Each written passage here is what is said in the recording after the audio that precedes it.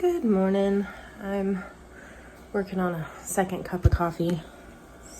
Got my milk frother. I'm using some milk I got from a friend, so that should be amazing. I am so tired. It's been a really long week. I'm gonna go out to the greenhouse and survey the damage. I hadn't, unfortunately, been able to get out there because I've been dealing with a really sick kid. My 9-year-old developed pneumonia this week. And it's been a really long week.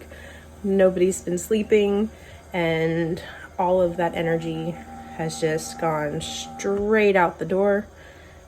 I actually slept last night. He did too. So meds are finally starting to work, and now it's time to survey the damage in the greenhouse because I haven't been out there, and I haven't had an opportunity to take anybody else out there or ask anybody else to go out there.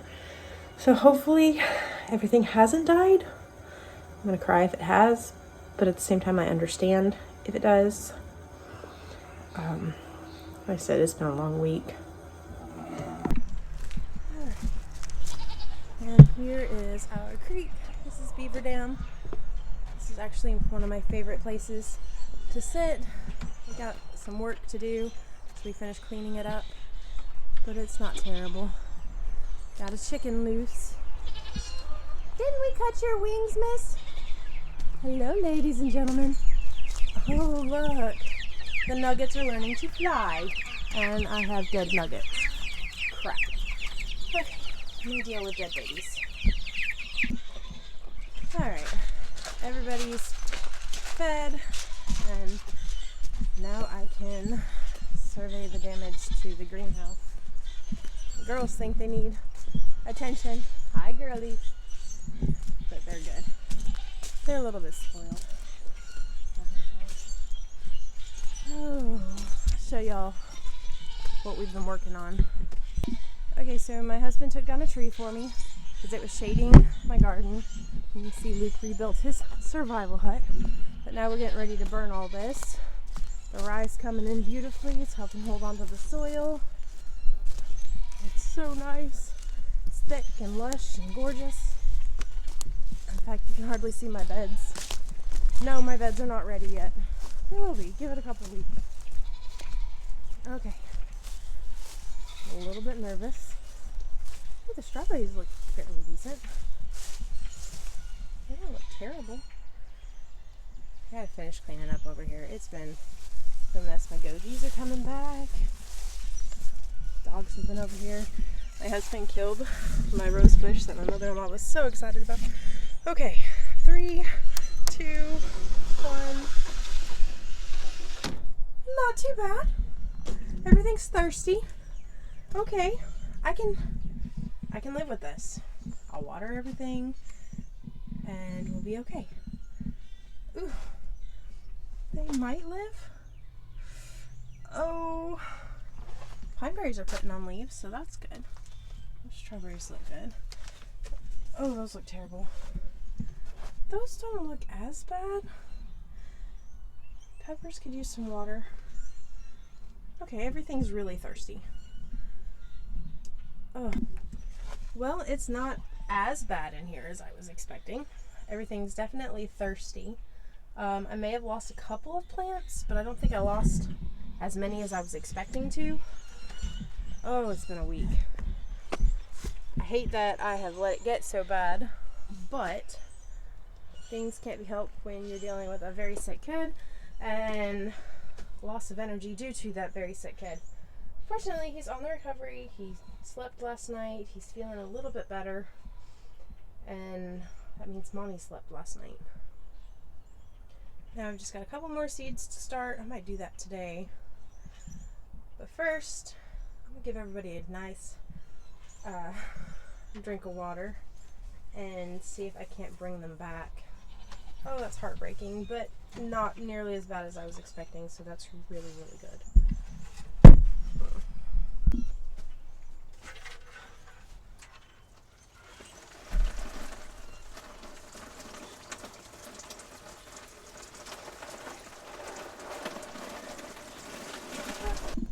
Alright, now that everything's had a lovely drink, I can show you guys some of the things that I have planted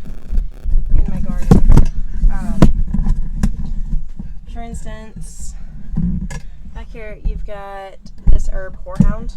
So I went to visit my grandmother in Nevada 1st of February, and horehound grows everywhere out there. So I brought back some seeds. I'm trying to find it. Oh, there they are. And look, they're coming up. I got baby horehounds. I'm really excited about that. They're from my grandmother's garden. I can't wait. It's so exciting. And then I also brought back some of her hollyhocks that she had growing in her yard. So I'm tickled about those. And there was something else. Oh yeah. And she gave me some seeds for white sage. So far, nothing's coming up, but we'll see. I got lots of tomatoes. I'm really excited about them actually coming up because these seeds were really old. A friend of mine actually gave them to me, but it looks like they're going to do fairly well. Hold on. Yeah. So those will do fairly well. Here in a couple days I'll come out and I'll just pinch those so that they'll grow a second stalk. And then over here are some peppers. My peppers just aren't doing as well as I would hope. My jalapenos and habaneros are finally coming up. I was a little hesitant about those, but my serranos are not coming up. But I have a friend who has offered to share her starts with me because she's had luck. I actually got a couple of sweet peppers finally coming up. We do eat a lot of sweet peppers at my house. I have a mild tomato allergy, so when I make my tomato sauces and stuff, I cut them with about 80% sweet peppers. It makes a huge difference and doesn't completely lose the tomato flavor. While I was in Nevada, and I went to Virginia City, and I picked up some specialty hot peppers. I got hatch peppers and these pequin and ahis and tepins. As of right now, the tepins aren't doing anything. You can see I got one ahi. No, there's two ahi. There's another one coming up right there. So that's pretty cool. You got one of these little pequin.